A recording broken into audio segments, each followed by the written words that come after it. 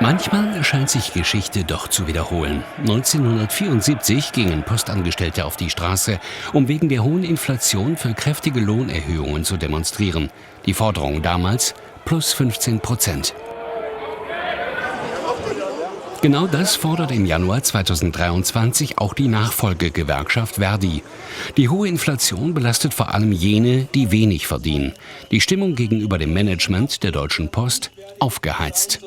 Guckt wirklich stehen und der Gegner sind, sie hängen an ihre schwarzen Bretter ein Dankeschön und lassen euch bei einer Inflation jährlich von 8% im Regen stehen, obwohl sie das Geld haben, liebe Kolleginnen und Kollegen. An der Betriebsversammlung am Montag in Offenbach nahmen unter anderem André Tummerer und Jörg Hartebrot teil, die im Großraum Frankfurt Pakete ausliefern. Lebensmittel und Energiekosten sind unermesslich gestiegen. Und ja, also das Essen gehen mal hier und da, das fällt flach. Also man sollte jetzt wirklich mal was richtig durchsetzen. Und da geht es wirklich um die 15%, um keine 12%. Und das auf ein Jahr, muss man dazu sagen. Alles andere ist ein hoher Verlust für uns. Gestiegene Preise für Lebensmittel, Energie und Co. belasten die Portemonnaies. In den Jahren von 2012 bis 2020 sah es noch etwas anders aus. Die Tarifbeschäftigten in Deutschland konnten sich nach Abzug der Inflationsrate immer noch über ein kleines Lohnplus freuen, im Durchschnitt um die 1-2%.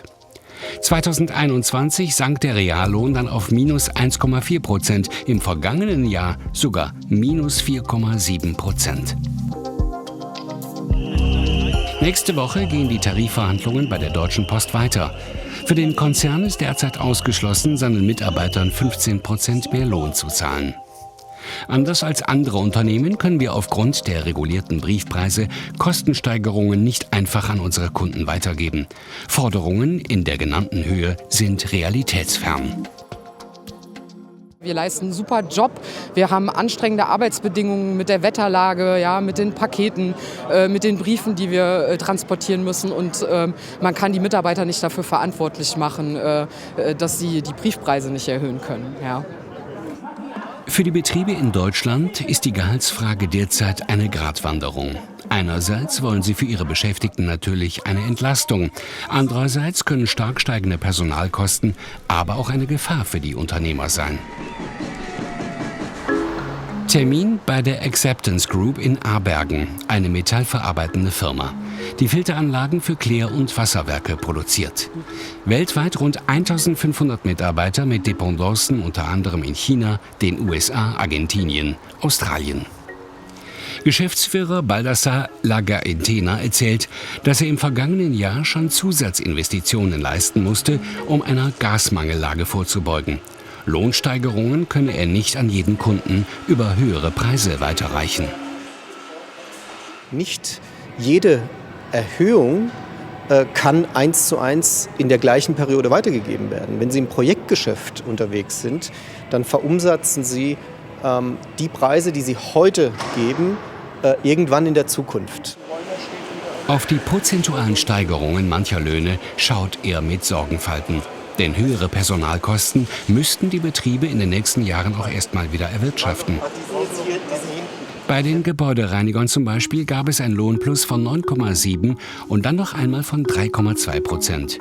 Chemische Industrie plus 3,25% in 2 Schritten und 2 Einmalzahlungen über 1.500 €. In der Metall- und Elektroindustrie plus 5,2 und 3,3% und ebenfalls 2 Einmalzahlungen. Dieser Abschluss der Metall- und Elektroindustrie gilt bei Acceptance als Richtschnur. Bis Ende März finden hier die Verhandlungen für einen neuen Haustarifvertrag statt. Das ist ein wirklich an der Schmerzgrenze liegender Abschluss für viele Unternehmen.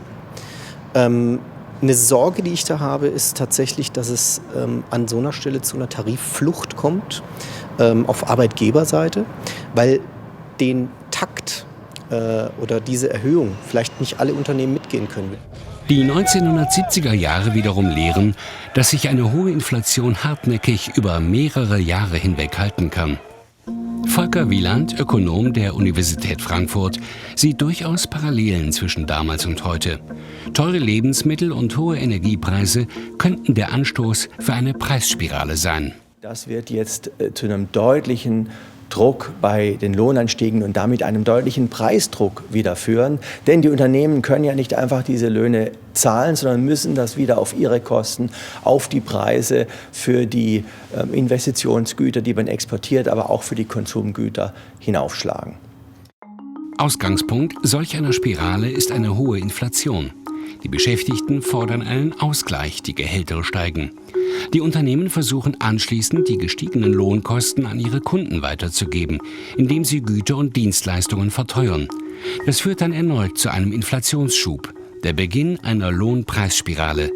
Die höhere Inflation hat dann wieder Rückwirkungen auf die Gehälter und die Preise. Die Spirale dreht sich immer weiter. Wer in den 70er Jahren das gestoppt hat, das war die Bundesbank. Die Bundesbank hat damals massiv die Zinsen erhöht. Das ist auch ihre Aufgabe. Sie muss die Inflation bekämpfen. Ob die EZB das jetzt genauso schafft, werden wir sehen. Wir sind jedenfalls noch weit davon entfernt, was die Zinserhöhungen betrifft. Die Zinsen heute sind deutlich niedriger als damals. Vor knapp 50 Jahren hatten die streikenden Postbeschäftigten eine Lohnerhöhung von 11% durchgesetzt. Eine Zahl, die etliche Verdi-Mitglieder als Tarifabschluss heute vermutlich auch akzeptieren würden.